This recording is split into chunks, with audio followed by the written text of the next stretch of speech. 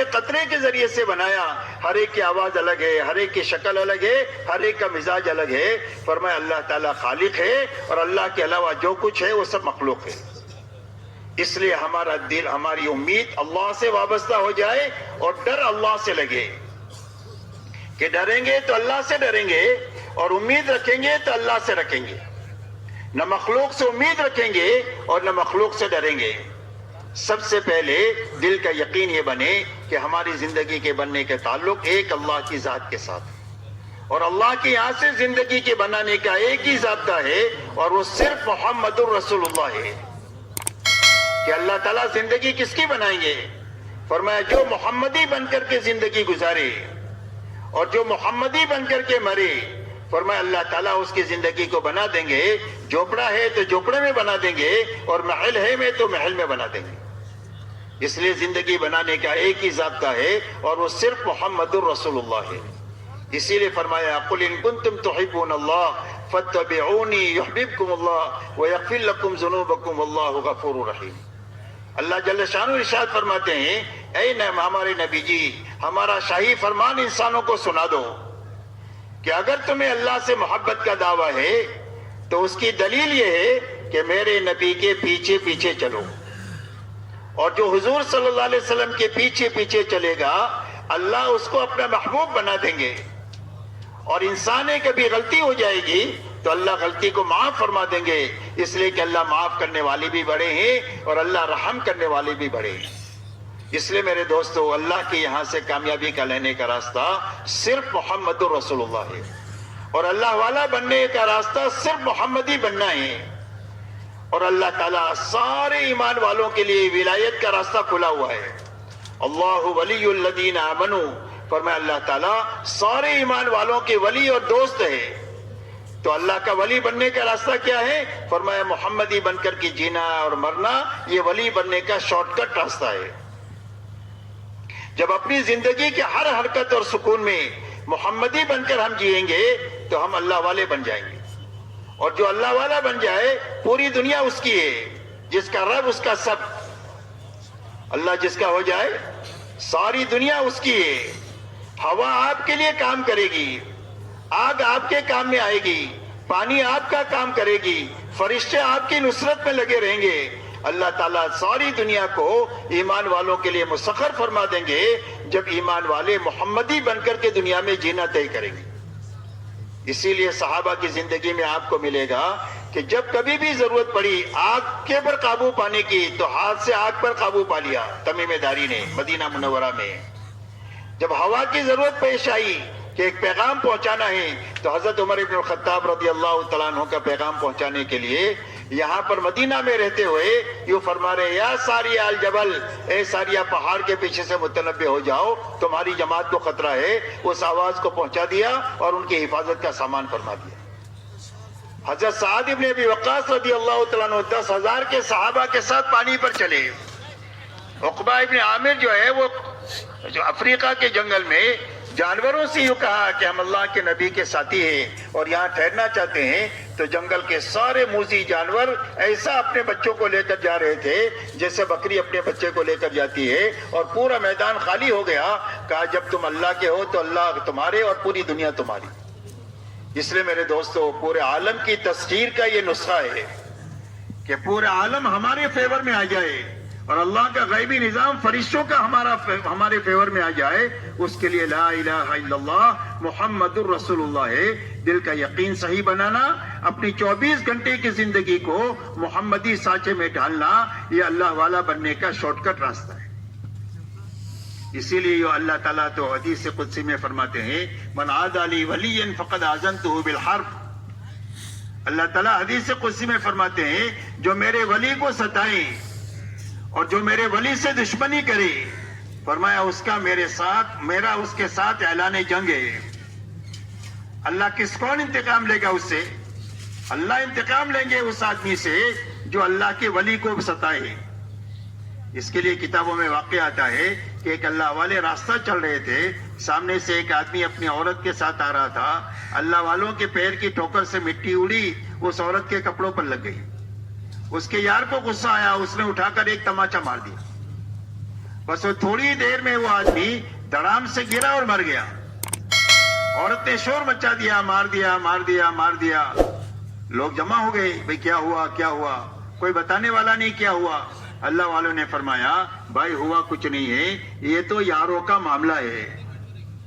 اس کے یار کو غصہ آیا, اس نے مجھے مارا, اور ہمارے یار کو غصہ آیا, اس نے اس کا کام تمام کر دیا. اس لیے کہ اللہ ایمان والوں کے ولی ہے, اللہ دوست ہے. اور ایمان والے کے ولی, اللہ تعالیٰ ایمان والوں کے ولی اس وقت بنیں گے جب ہر ایمان والا محمدی بن کر کے دنیا میں زندگی گزارے گا. اس لیے میرے دوستو, سب سے پہلے حضور صلی اللہ علیہ وسلم نے پوری امت کو جس محنت پر اٹھایا ہے وہ ایمان اور اتباع کی محنت پر اٹھایا ہے کہ ہر ایمان والے کا دل کا یقین صحیح ہو جائے, 24 گھنٹے کی زندگی خواہشات سے نکل کر طریقوں پر آ جائے. اس کے لیے اللہ تعالیٰ نے ایمان کے بعد میں دوسری جو لائن دیا وہ عبادت کی دیا کہ ہر ایمان والے کا اللہ سے تعلق صحیح ہو جائے عبادت کے راستے سے. اس لیے کہ ہر آدمی کا اللہ سے جو تعلق ہے وہ بندگی کا ہے. ہم اللہ کے بندے ہیں, اللہ ہمارے رب ہے اور ہمارے معبود ہے, اور عبادت کے لائق صرف ایک اللہ کی ذات ہے. اس لیے اللہ کی طرف سے ایمانیات کے بعد میں جو دوسری لائن آئی وہ عبادت کی لائن آئی کہ تم نے اقرار کیا ہے اللہ کے بندہ ہونے کا, محمد صلی اللہ علیہ وسلم کے امتی ہونے کا. اس کے ثبوت کے لیے ہم عبادت کی لائن تم کو دیتے. اسی لیے فرمایا جب تم کسی آدمی کو دیکھو کہ مسجد کا عادی ہے تو اس کے ایماندار ہونے کی گواہی دو. اس لیے اپنی عبادت کی لائن کو اچھے سے اچھی بنانا. 100% صحابہ نے اپنی عبادت کی لائن کو اچھے سے اچھی ایسی بنایا کہ مسلمان اور بے نمازی ہو اس کا تصور نہیں ہو سکتا. یہاں تک کہ منافق کی ہمت نہیں ہوتی تھی کہ جماعت کی نماز کو چھوڑ دے, تو مسلمان سے تو سوال ہی نہیں پیدا ہوتا. تو 100% ایمان والوں نے اپنی نماز پر محنت کر کے اپنی نماز کو ایسی اچھی بنایا جس کے نتیجے میں پوری زندگی اچھی بن گئی. اس لیے کہ پوری زندگی کی اچھی بنانے کا راستہ نماز کا ہے. نماز کے بارے میں فرمایا ان الصلاۃ تنہی عن الفحشاء والمنکر, نماز آدمی کو بے حیائی اور برائی کے سارے کاموں سے روکتی رہتی. کہ اگر نماز بنتی جائے گی تو زندگیوں سے رذائل نکلتے جائیں گے اور زندگی میں خسائل اور شمائل آتے چلے جائیں گے. فرمایا برائی کے نکلنے کا راستہ بھی نماز ہے اور اچھائیوں کی زندگی میں آنے کا راستہ بھی نماز ہے. اسی لیے اللہ والے فرماتے ہیں کہ نماز کی مثال زندگی میں ایسی ہے جیسے گھر میں روشن دان اور کھڑکی ہوتی ہے کہ گھر کا دھواں یہیں سے باہر جائے گا اور باہر سے تازہ ہوا جو گھر میں آئے گی وہ یہی کھڑکی اور روشن دان سے آئے گی. فرمایا عیسائی رضائل زندگیوں سے نکلیں گے وہ نماز کے راستے سے نکلیں گے, اور شمائل اور خسائل زندگی میں جو آئیں گے وہ نماز کے راستے سے آئیں گے. اسی لیے فرمایا نماز آدمی کو بے حیائی اور برائی کے کاموں سے روکتی رہتی ہے. اس لیے اپنی نماز پھر بنانے کی محنت کہ ہماری نماز ایسی بن جائے کہ ہماری نماز اللہ کے ساتھ مناجات بن جائے. فرمایا مصلی یناجی ربہ, فرمایا مصلی نمازی آدمی تو اللہ سے مناجات کرتا ہے. مناجات کہتے ہیں چپ کے بات کرنے کو, کہ اللہ سے چپ کے بات کرتے ہیں. حدیث پاک میں آتا ہے کہ جب بندہ کہتا ہے الحمدللہ رب العالمین تو اللہ اس کا جواب دیتے ہیں حمدنی عبدی, میرے بندے نے میری تعریف کیا. اور جب یہ کہتا ہے الرحمن الرحیم تو اللہ فرماتے اسنا علی عبدی, میرے بندے نے میری ثنا بیان کی. اور جب یہ کہتا ہے مالک یوم الدین, اللہ تو بدلے کے دن کے مالک ہے, اللہ جواب دیتے ہیں مجدنی عبدی, میرے بندے نے میری بزرگی بیان کیا.